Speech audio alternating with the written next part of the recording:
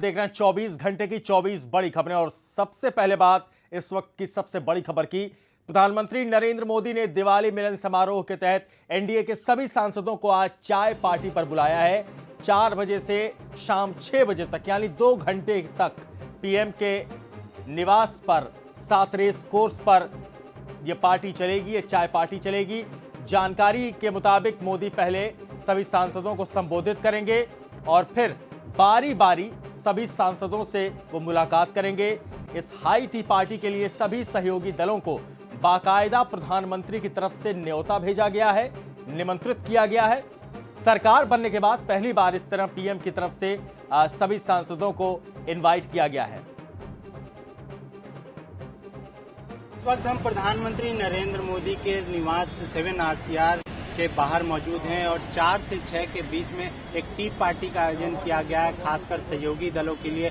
शिवसेना समेत तमाम जो सहयोगी दल हैं बीजेपी के, वो यहाँ शिरकत करेंगे, प्रधानमंत्री के साथ चाय पे चर्चा करेंगे। जो सबसे अहम सवाल यह है कि महाराष्ट्र को लेकर अभी भी पेच फंसा हुआ है, क्योंकि वहाँ पे बीजेपी सबसे बड़ी पार्टी बन के वहाँ पे उभरी है। ऐसे में शिवसेना के साथ गठबंधन टूट चुका था, लेकिन ये चाय पार्टी एक महज इसलिए भी इसको उपयोगी माना जा रहा है क्योंकि शिवसेना के तमाम यहाँ नेता और सांसद यहाँ मौजूद रहेंगे और क्योंकि उद्धव ठाकरे को भी यहाँ बुलाया गया था। लेकिन जो खबरें आ रही हैं लगातार कि उद्धव ठाकरे यहाँ चाय पार्टी में नहीं आ सकते हैं, ऐसे में महाराष्ट्र में शिवसेना के साथ बीजेपी का गठबंधन होगा कि नहीं होगा, इसको लेकर अभी भी कई तरह के सवाल उठ रहे हैं। लेकिन और अगर हम आगे की अगर बात करें तो इस बैठक में देखा जाए तो एक कहीं ना कहीं जो प्रधानमंत्री की जो योजनाएं हैं, जो सरकार ने कई अपने मिशन जो लॉन्च किया, चाहे वो जन धन योजना हो या स्वच्छ भारत अभियान हो या digital India, make in India, ऐसे तमाम मुद्दों पर एक छोटा सा प्रेजेंटेशन भी रखा जाएगा।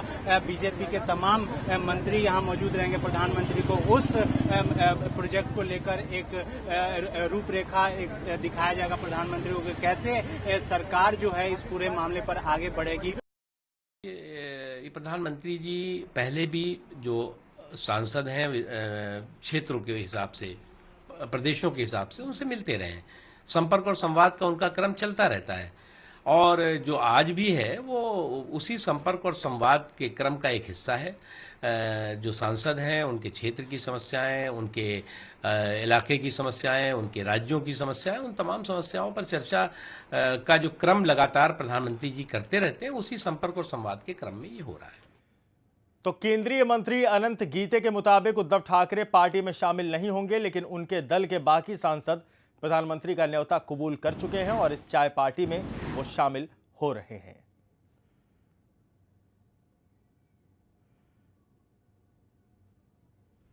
पार्लियामेंट्री अफेयर्स मिनिस्टर द्वारा सभी सांसदों को, जो एनडीए के सांसद हैं, उनको आमंत्रण भेजा गया है सभी को, और हमने भी अपने पार्टी के सारे सांसदों को इनवाइट किया है कि आप सारे इस चाय पान के कार्यक्रम में टी पार्टी में शामिल हो।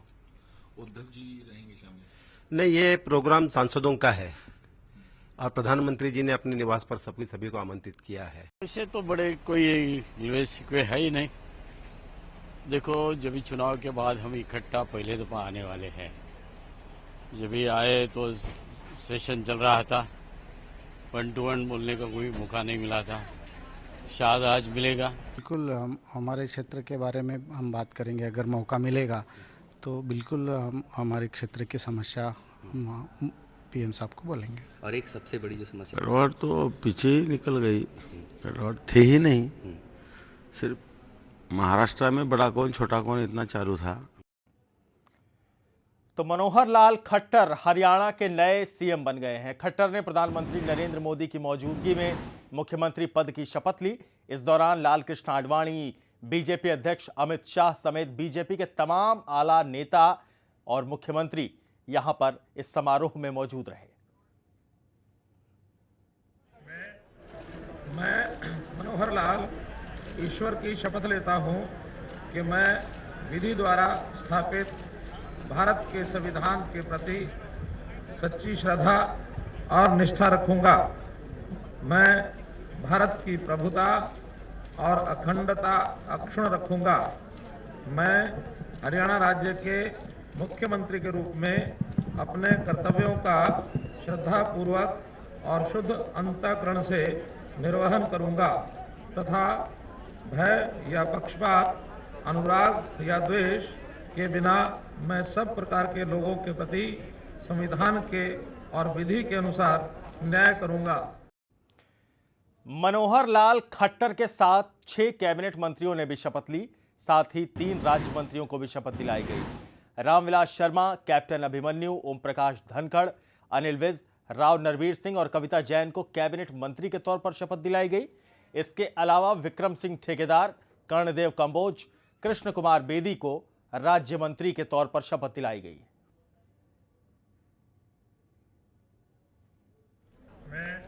मैं मनोहर लाल ईश्वर की शपथ लेता हूं कि जो विषय हरियाणा राज्य के मुख्यमंत्री के रूप में मेरे विचार के लिए लाया जाएगा अथवा मुझे ज्ञात होगा, उसे किसी व्यक्ति या व्यक्तियों को उस अवस्था को छोड़कर जबकि ऐसे मुख्यमंत्री के रूप में अपने कर्तव्यों के उचित निर्वहन के लिए ऐसा करना अपेक्षित हो, अन्य अवस्था में मैं प्रत्यक्ष अथवा परोक्ष रूप से संसूचित अथवा प्रकट नहीं करूंगा।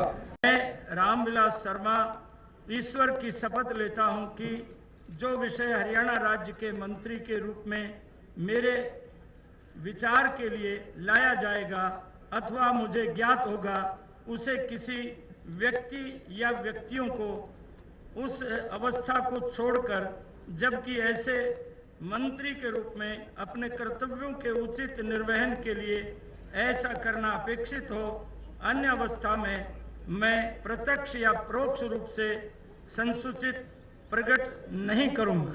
मैं कैप्टन अभिमन्यु ईश्वर की शपथ लेता हूं कि मैं विधि द्वारा स्थापित भारत के संविधान के प्रति सच्ची श्रद्धा और निष्ठा रखूंगा। मैं नरवीर सिंह ईश्वर की शपथ लेता हूं कि मैं विधि द्वारा स्थापित भारत के संविधान के प्रति सच्ची श्रद्धा और निष्ठा रखूंगा।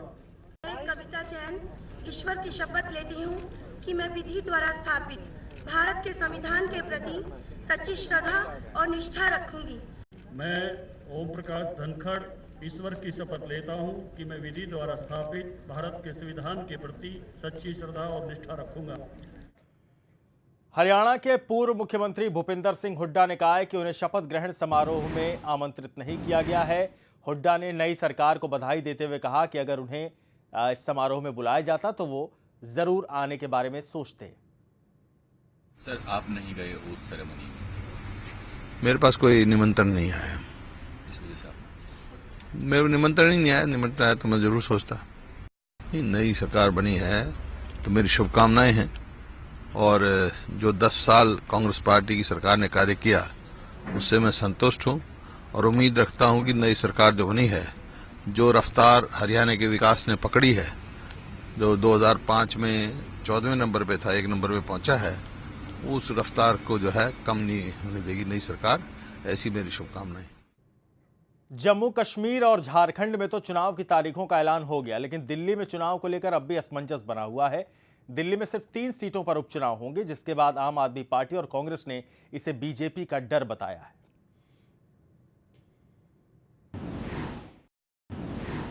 बीजेपी क्यों नहीं चुनाव कराती है?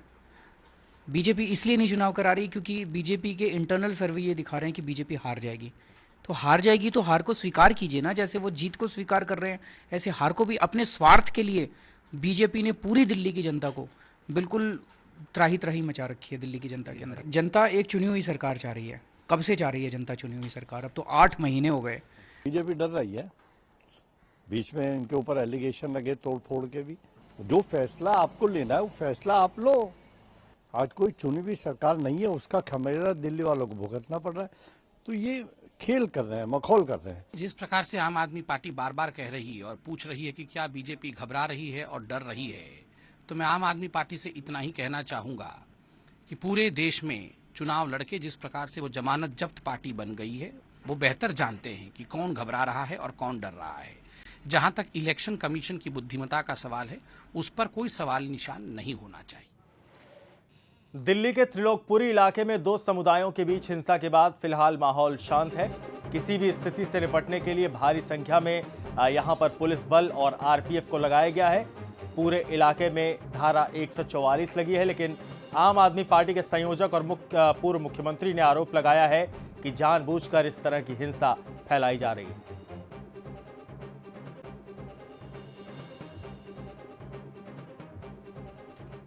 बहुत खेद है कि जिस तरह से त्रिलोकपुरी में दंगे भड़काए जा रहे हैं और ये एक पैटर्न सा बनता जा रहा है। जहाँ चुनाव हों, जहाँ बाईपोल्स हों, वहाँ दंगे करवा दिए जाएं। उत्तर प्रदेश में कराए गए दंगे, बाईपोल्स के जस्ट पहले दंगे कराए गए, बाईपोल्स खत्म होने के बाद दंगे खत्म हो गए। तो इसका मतलब कोई करवा रहा था दंगे। दिल्ली के अंदर कितने सालों से कोई दंगे नहीं हुए, पहली बार दंगे हो रहे हैं। दिल्ली की जनता इसको बर्दाश्त करने वाली नहीं है। जैसे उत्तर प्रदेश की जनता ने उस दंगों की राजनीति का जवाब दिया, वैसे दिल्ली की जनता भी इस दंगों की राजनीति का जवाब देगी। उत्तर प्रदेश के मुख्यमंत्री अखिलेश यादव ने शनिवार को एक बड़ा फैसला लेते हुए 82 दर्जा प्राप्त मंत्रियों को बर्खास्त कर दिया है। जानकारी के मुताबिक अखिलेश यादव ने सेंटर फॉर रिमोट सेंसिंग के अध्यक्ष कुलदीप उज्ज्वल के पिता के बागपत में पुलिस कर्मियों से बदसलूकी को गंभीरता से लिया है और उसके बाद यह फैसला लिया है। दरअसल कुलदीप उज्ज्वल के पिता धर्मपाल चौधरी ने एक पुलिस सब इंस्पेक्टर को कांस्टेबल की वर्दी उतरवा लेने की धमकी दी थी। हमने सीओ के कपड़े उतार कर यहाँ 2 सिपाहियों के कपड़े उतार कर वापस कर दिए थे, कपड़े उतार के राइफल ले ली थी यही, और जो तेरी समझ में आवे सो तस्करा डाल दिए। मेरा नाम धर्मपाल है। अरे क्या है, चौकीदारी तो है तू, और क्या है बता तू, चौकीदारी तो है तू। हम तो प्रदेश में मंत्री हैं, आगे बात समझ में, बता रहा हूं नौकरी कर नहीं पाओगे। अखिलेश के इस फैसले के बाद समाजवादी पार्टी जहां बैकफुट पर है, वहीं विरोधियों ने हमले तेज कर दिए। मुख्यमंत्री जी ने संवैधानिक जो भी व्यवस्था है उसके अंतर्गत इनको जिम्मेदारी दी थी, और ये हमेशा चाहे जो भी सरकार रहती है उसमें ये प्रशासनिक जिम्मेदारी, प्रशासन का काम, विभागों का काम सुचारू रूप से चल सके, प्रभावी हो सके, इसलिए जो जनप्रतिनिधि हैं उनको शामिल किया जाता है। उत्तर प्रदेश की सरकार ने लगातार एक ही संदेश भेजा है कि अपने जनादेश के विरुद्ध वो जनता की सेवा कम और अपने समाजवादी पार्टी के अधिकारियों की सेवा में ज्यादा लगे हैं। ये जो निर्णय हुआ, इससे यही प्रमाणित होता है कि अभी तक उसकी प्राथमिकताएं गलत थी। ये जो उन्होंने कदम उठाया है, अपनी जो गलतियां हैं, अपनी जो उनकी कमियां हैं, उसको छुपाने के लिए और लोगों को दिशा भ्रम करने के लिए किया है। मैं समझता हूं उत्तर प्रदेश के लोग जानते हैं कि वो एक नाकारा मुख्यमंत्री हैं। कालाधन धारकों के नाम उजागर करने को लेकर आज आम आदमी पार्टी के कार्यकर्ताओं ने वित्त मंत्री अरुण जेटली के घर के बाहर प्रदर्शन किया। जेटली और केंद्र सरकार के खिलाफ नारेबाजी भी की गई। दिल्ली पुलिस आम आदमी सेना के कार्यकर्ताओं को गिरफ्तार कर ले गई। आम आदमी सेना की मांग है कि सरकार उन सभी लोगों के नाम सामने लाए जिन्होंने विदेश में काला धन जमा कर रखा है। केंद्र सरकार ने 80,000 करोड़ रुपए के डिफेंस प्रोजेक्ट को मंजूरी दे दी है। सरकार ने 8,000 इजरायली टैंक रोधी गाइडेड मिसाइल और 12 डॉनियर निगरानी विमान खरीदने का फैसला किया है।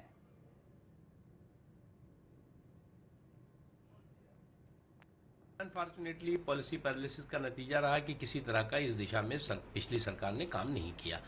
हमारा मानना है कि इस वक्त डिफेंस को जो अत्याधुनिक हथियारों की ज़रूरत है, अत्याधुनिक और भी इक्विपमेंट्स की ज़रूरत है, उसकी खरीद फरोख्त हो रही है और हो रही है। ये एक स्वागत की बात है और निश्चित तौर से इससे डिफेंस की एफिशिएंसी बढ़ेगी। देश की डिफेंस में अगर कोई अच्छी चीज़ें की जाती हैं, अच्छे कदम लिए जाते हैं, तो ये राष्ट्रहित में है, जिसकी सराहना करनी चाहिए।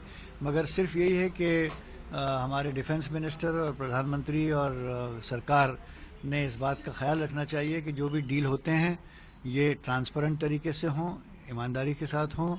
ये अभी जो डिफेंस एक्विजिशन कमेटी ने जो निर्णय लिया है, करीब 80,000 करोड़ों का जो इन्वेंट्री आइटम्स है, उनको जो उन्होंने मंजूरी या अप्रूवल दिया है, ये बहुत एक अहम निर्णय है।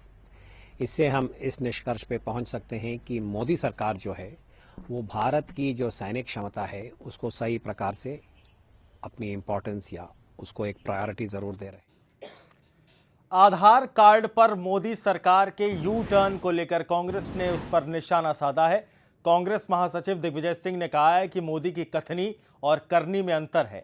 दरअसल आधार कार्ड को लेकर अपने पुराने रुख से पलटते हुए गृह मंत्रालय अब पूरी तरह से इसके समर्थन में आ गई है।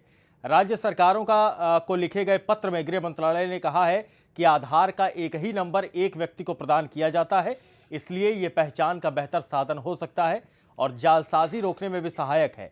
यूपीए सरकार के समय बीजेपी ने आधार कार्ड की प्रामाणिकता पर सवाल खड़े किए थे।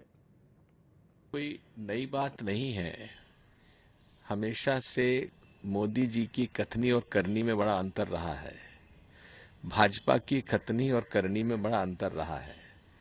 तो इसी आधार कार्ड पर उन्होंने चुनाव भी लड़ लिया, इसी काले धन पर उन्होंने चुनाव भी लड़ लिया, लेकिन दोनों मसलों पर यूपीए सरकार के स्टैंड को ही उन्होंने सही बताया है। तो अब ये तो साफ जाहिर है कि कितना झूठ बोलकर जनता को ठगा है। उत्तर पूर्वी दिल्ली के मानसरोवर पार्क थाने में दिन दहाड़े घर के बाथरूम की खिड़की तोड़कर चोरों ने घर में रखे 25 तोले सोना, 7 किलो चांदी, लाखों का कैश लेकर फरार हो गए। चोरों ने इस घटना को उस वक्त अंजाम दिया जब सभी घरवाले भैया दूज मनाने के लिए फरीदाबाद गए हुए थे। इलाके के लोगों की शिकायत है कि आए दिन इस इलाके में इस तरह की चोरियां होती रहती हैं। झारखंड में स्टील सिटी कहे जाने वाली बोकारो के मेन बाजार में आग लगने से करीब 12 दुकानें जलकर खाक हो गई हैं। हालांकि फायर ब्रिगेड की घटनास्थल पर तुरंत पहुंचने के बाद आग को फैलने से जरूर बचा लिया गया, लेकिन लाखों के नुकसान को नहीं रोका जा पाया। गाजियाबाद रेलवे पुलिस ने ई टिकट का फर्जीवाड़ा करने वाले गिरोह का पर्दाफाश किया है। यह गिरोह ई टिकट के जरिए रेलवे को लाखों का चूना लगा रहा था। इस मामले में पुलिस ने 2 लोगों को ग्रेटर नोएडा से गिरफ्तार किया है। सरगना फरार बताया जा रहा है। पुलिस की माने तो ये दोनों और इनका मालिक ई टिकटिंग से त्योहार से पहले नकली ईमेल आईडी से टिकट खरीदते थे और जब टिकट की किल्लत होती है तो ये दोनों ब्लैक में टिकट बेच देते थे। पुलिस को शक है कि ये दोनों किसी बड़े नेक्सस का हिस्सा है। यूपी के फिरोजाबाद में एक बार फिर कानून को भीड़ ने अपने हाथों में ले लिया। चेन स्नेचिंग के आरोप में एक महिला की सरेआम बाजार में पिटाई कर दी गई और भीड़ तमाशबीन बनी रही। चोरी के आरोप में इस महिला की 3 महिलाओं ने ही मिलकर खूब धुनाई की। जब पुलिस की आने की भनक लगी तो भीड़ ने महिला को भगा दिया।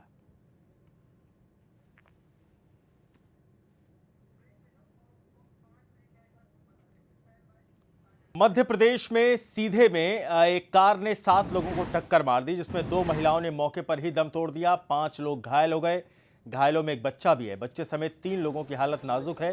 हादसा सीधी से 60 किलोमीटर दूर मझौली के मडवास चौकी के पास हुआ।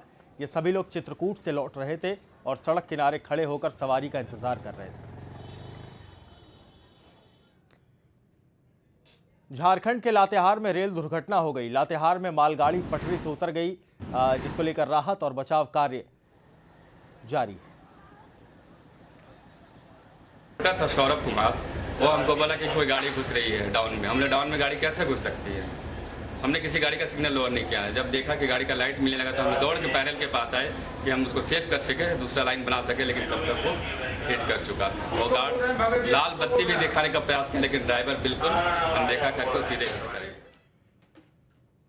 मध्य प्रदेश के खंडवा में ट्रक और जीप की भीषण टक्कर हो गई। हादसे में 8 लोगों की मौत हो गई। बताया जा रहा है कि भुसावल में रहने वाले तुरंबे परिवार ओंकारेश्वर दर्शन के लिए जा रहा था, तभी यह हादसा हुआ। हादसे के बाद ट्रक का ड्राइवर फरार हो गया।